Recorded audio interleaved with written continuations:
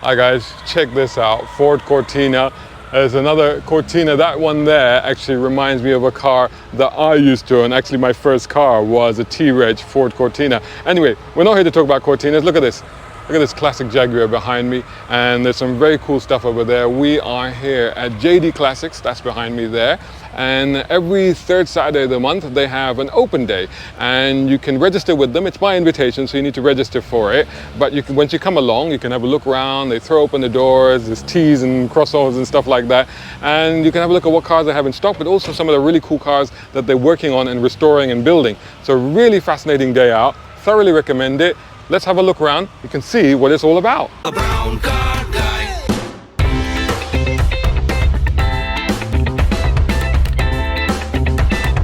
Brown car guy.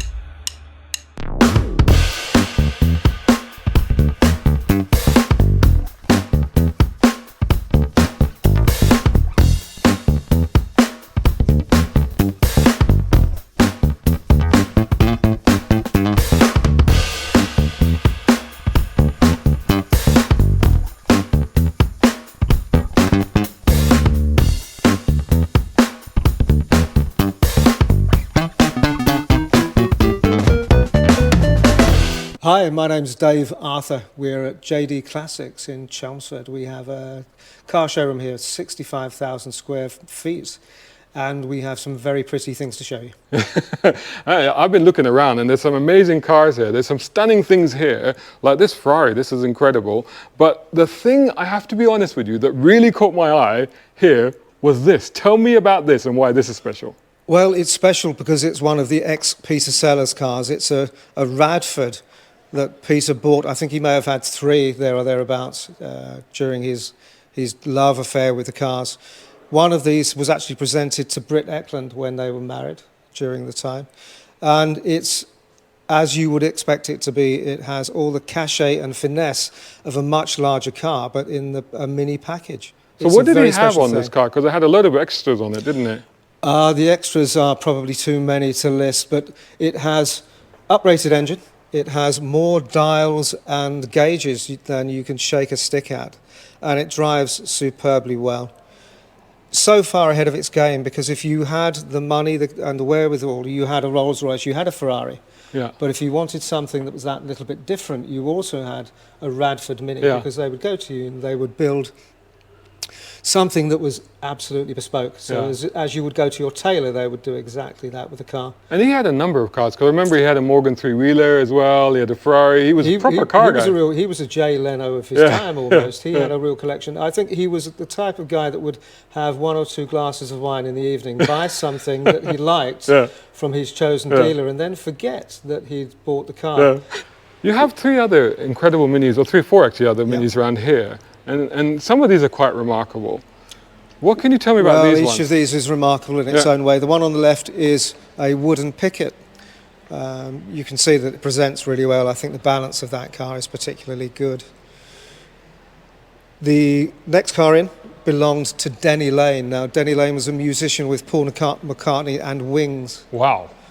It's very special. I drove this to a private members club in High Wycombe, and this got much more attention than all of the Lamborghini and Ferrari product that it was surrounded by, for all the right reasons. It's been a while since I was bibbed at and waved at on the M25. This car generates so much goodwill, and it's incredibly comfortable. The thing is, it's easy to look at those lights and say they're Mercedes lights, but they're not, are they? No, we think it's probably Alvis, because like many of the coach builders at the time, what they did was take the best, most appropriate product from wherever they could find it. So that although you could describe them as parts bin cars, they really were put together very well. It is beautiful. I can see the interior is also stunningly presented on this. Well, the interior really is the place to be on that car. The seats are superb. And this is actually John Cooper's car, is it? This belonged to Mike Cooper. This was part of the John Cooper Foundation, is my understanding. It's been restored to the nth degree. It's beautiful. And it's better than they ever would have been from the factory, because process and production has moved on. And this is weird. I have not seen this sort of arrangement before on a Mini. Well, this is a very special car. It's in need of a little love and attention, it's fair to say. but this was part of a collection I found in Geneva and Paris. They belong to the same owner. He has a real passion for motoring theatre. He enjoys his cars thoroughly and likes them to be special when he drives them. So this car is a particular favourite of mine. It's a one-off. If you want a one-off car, you can't get much more appropriate than this. It was created for a gentleman in the Middle East. He wanted something for London.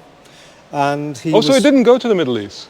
I'm not sure whether although it's left-hand drive. Well, it was the design, and the whole design premise was that it should go to the Middle East and be capable of doing so.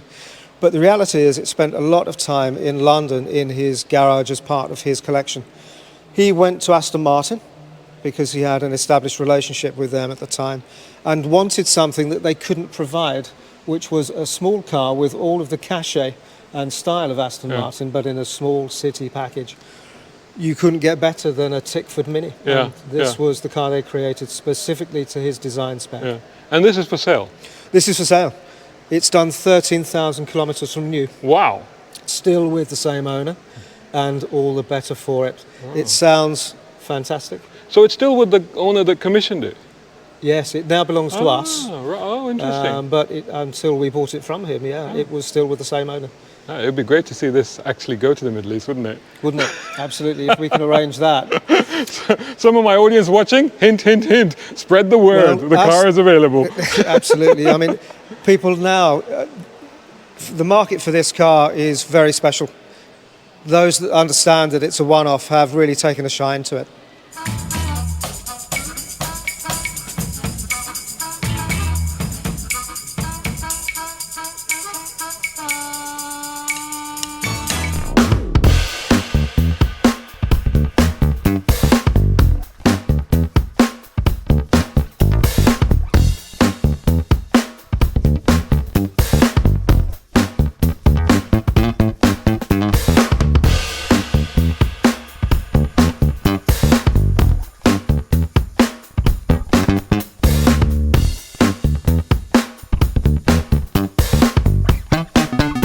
So this car is one that's very special to me. It's an S-Type Jaguar.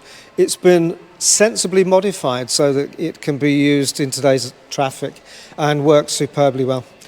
When I've had enough of the laptop in the office, I creep away to this car simply because I have the social reference points to this one.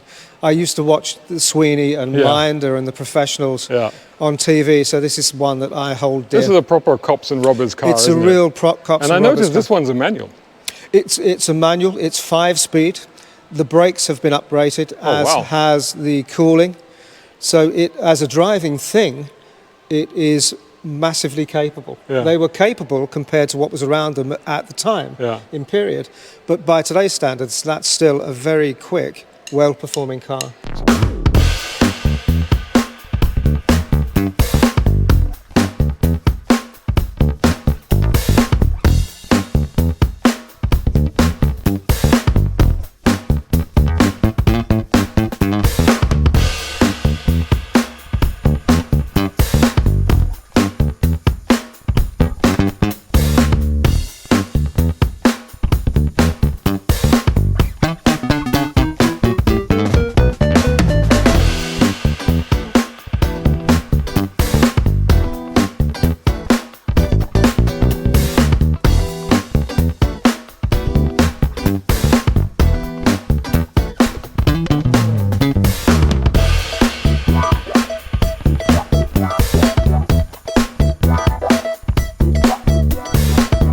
David, I got to tell you, this one really caught my eye when I was doing the walk around earlier because this is rare. We don't see many of these in London, do we? Tell me about this car. This is a Toyota Century. It was not even supposed to be in the country. It was the plaything of a Middle Eastern gentleman. He had a sizable collection of cars in the UK, specifically in London. Toyota UK were miffed when the car first arrived because it wasn't supposed to be here. Right. But considering his standing, it's here. And it's one of 17. It's beautiful, isn't it? I mean, this is proper Japanese spec with the fender mirrors on it. It was very much the Japanese interpretation of the Rolls-Royce back in the day. And I must say, they got it absolutely right. And look at this interior here. I love I love that little pass-through of the front passenger seat. The whole premise for this car was comfort of the guy in the back. So he would sit in the back, relax, play with the controls that are plentiful, and his legs would go through the back of the seat and he would relax. Yeah. What's that there? Is that a light?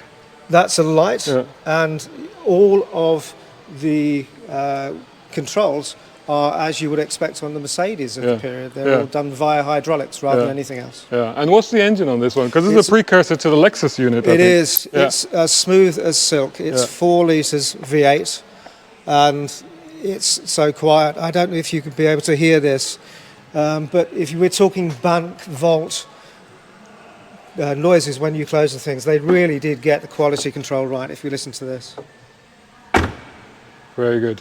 Very good. That gives a lie to what people used to say about Japanese cars, I'll tell you that much. Well, with this, the quality is absolutely where it needs to be. It had its own production line. It wasn't it was always a pretty much hand-built. It was a special car. Yeah. They were always deemed special.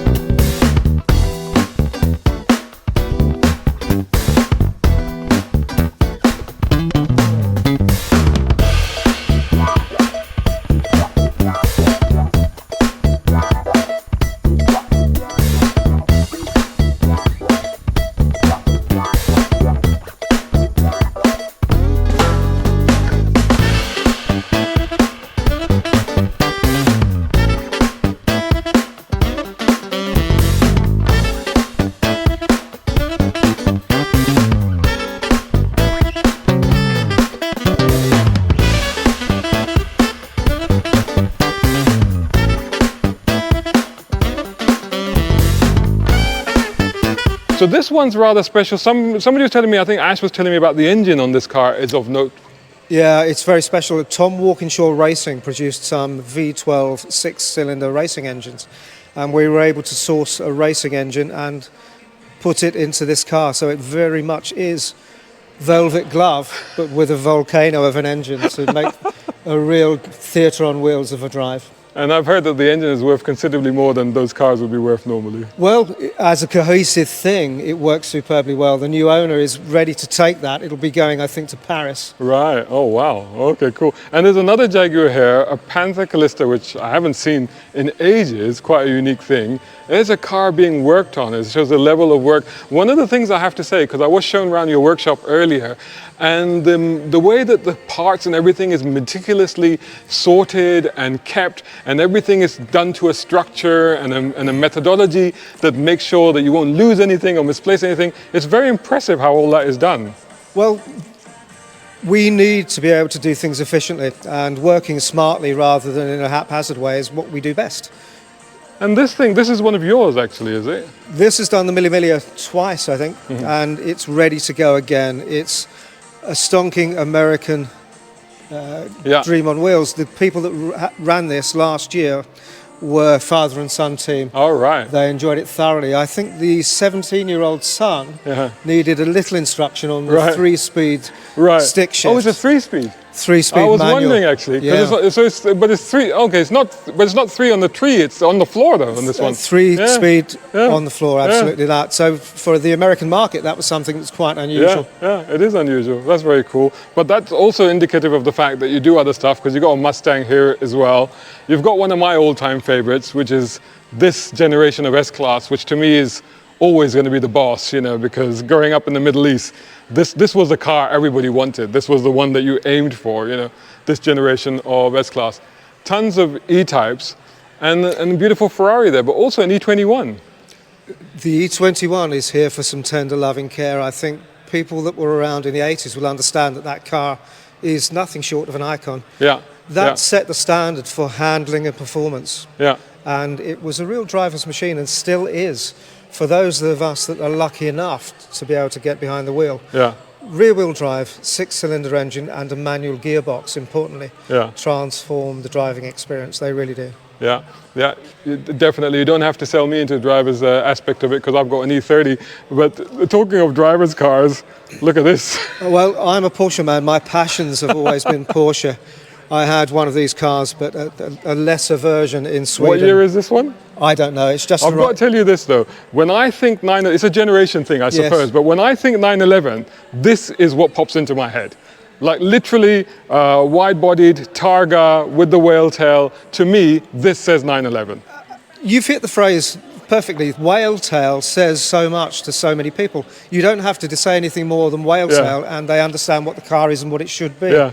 I mean, to me, it doesn't even have to be a turbo, but as long as it's got that. No. Well, the packages often weren't turbocharged. Yeah, It was just the way it looked, and it does look superb. This is a car that's been known to us for some years. It was one that we've looked after historically. It's now back with us for sale, and we're really looking forward to it being with the new owner. What kind of expected price range on something like this then? It will be representative of the excellent condition and the market at the time. So we've not fixed a price. Right. The car's been with us 2 or 3 days. We'll explore it thoroughly. Right. Make sure that everything's pointing in the right direction, and we'll go from so there. anybody listening, get your bids in early then. Absolutely.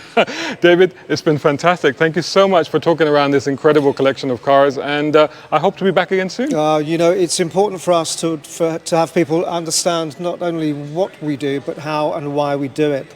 Once they understand that, they understand where the real value of these cars is. Thank you so much. Thank you. Brown car guy. Hope you enjoyed that video. If you did, please hit the like button and share this video as well if you can. And while you're at it, check out these guys who also sponsor my content. I am deeply grateful to them because it helps me to buy new equipment, put fuel in the cars, and yes, buy a cup of coffee.